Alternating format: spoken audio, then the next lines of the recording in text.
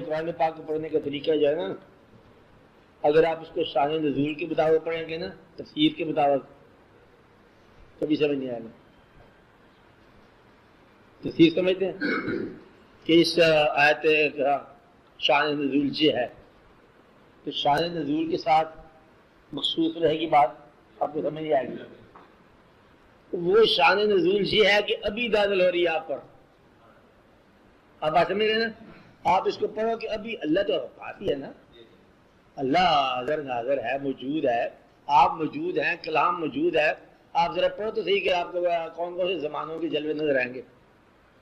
شان نزول آپ پڑھتے ہو نا کہ یہ اس زمانے میں ایک واقعہ تھا، ان لوگوں کے ساتھ یہ بات ہوئی تھی، جہاں نقشہ تھا، یہ یہودیوں کے کیمپ تھے، یہ مسلمانوں کے کیمپ تھے، نقشہ بنے ہوتے نا تفسیروں میں، یہ وہاں سے بنی اسرائیل چلے ہیں، وہ سارا پڑھ گیا چکڑا۔ آپ اللہ فرما رہے ہیں آپ پڑھو، اور یہ آپ کے لیے قرآن آیا کمپلسری ہے نا، اس سے آپ پڑھو، خود بخود آپ کو اس بات کی سمجھ آتی جائے گی کہ یہ کیا مقام ہے۔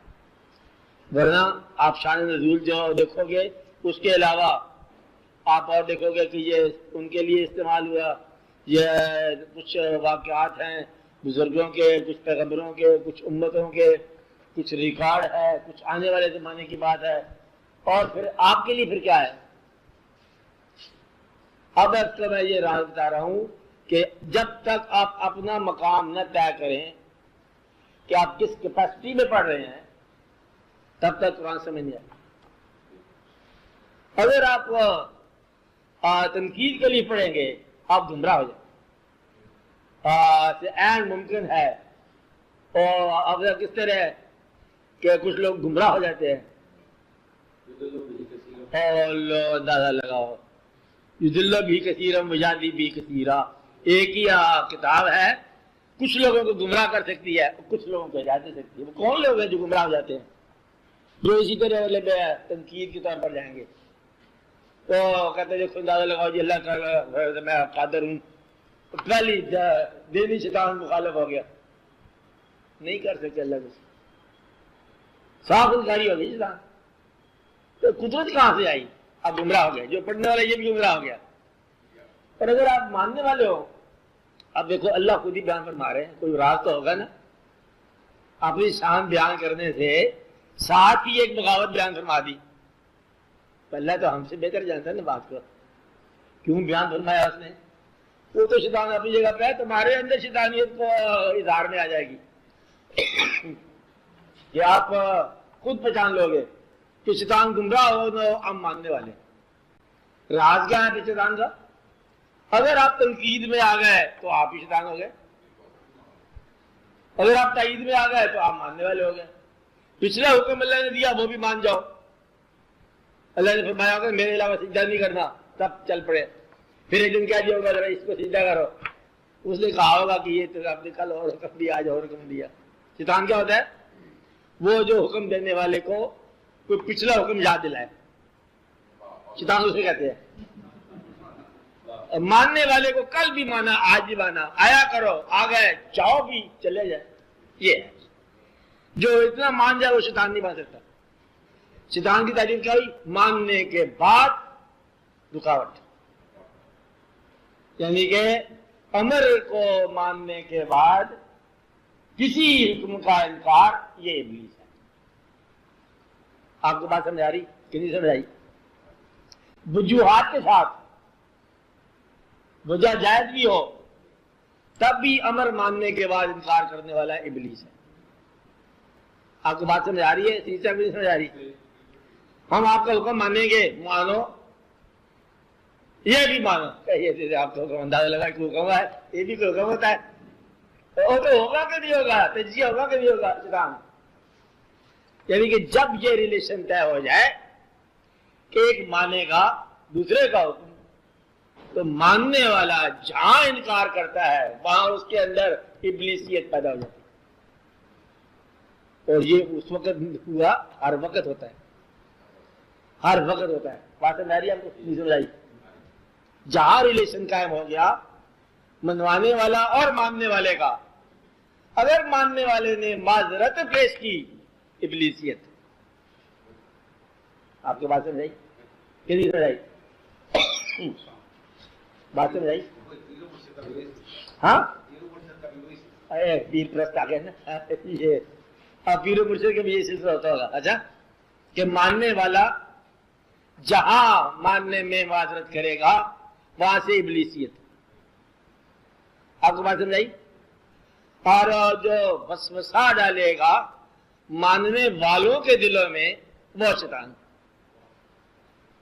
وسوسہ کیا کرتے ہو؟ اور مسئلہ تو میرا حل نہیں ہوا. آپ کا ایک ہی مسئلہ تھا, سروس تو لینی تھی آپ نے, نوکری تو آپ کو ملی نہیں, مان کیا رہے ہو؟ یعنی کہ یہ مسئلہ پیغمبروں کو بھی آیا, جو پیغمبر تھے نا, جید طاقت یقین, ورنہ وہ کہہ رہا کہ دیکھو آپ 1400 سال آپ کی عمر ہے, 900 سال آپ نے خدمت کی, اللہ تعالیٰ کے دین کی خدمت کی, یہ آپ کا بیٹا جا رہا ہے دریا میں نوح علیہ السلام, اسی کا نہیں پیغمبری کرتے رہے ہو. یہ تو عین ممکن ہے نا کہ استعفے کا وقت آ جائے, اور یہ وسوسہ جو ہے نا نکالنا, یہ پیغمبر کا مزاج میں ہوتا ہے. عام آدمی اسی وسوسے میں غرق ہو جاتا ہے کہ اللہ کے تقرب, خدا نہ خاصہ اللہ کے قریب نہ جانا.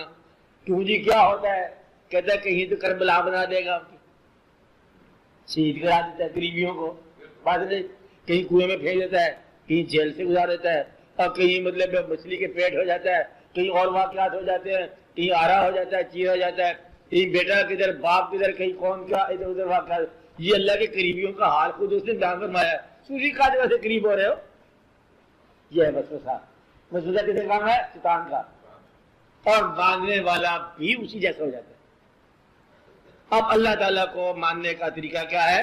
ہم نے اللہ کو مانا اپنا مالک, ہمیں خوش رکھے تب مالک. اللہ فکرہ اگر خوشی کے کمی آ جائے تب مالک, ہمیں وہ سخی بنا دے تب مالک, محتاج بنا دے تب مالک. کوئی چیز دے ہماری آرزو میں پوری کرے تب وہ مالک, نہ پوری کرے تب بھی مالک. صحت میں اللہ, بیماری میں اللہ, دیش میں اللہ, پردیش میں اللہ, حاصل میں اللہ, معرومی میں اللہ, خوشی میں اللہ, غم میں بھی اللہ. اور بات اللہ ہی اللہ ہو گیا. مطلب یہ ہے کہ اللہ سے یہ شرطیں نہ منگانا کہ میں آپ نماز شروع کرنے لگے ہیں ان قریب انشاءاللہ دیکھنا پھر تمہارا کام ہو جائے گا, نماز پڑھنے لگے.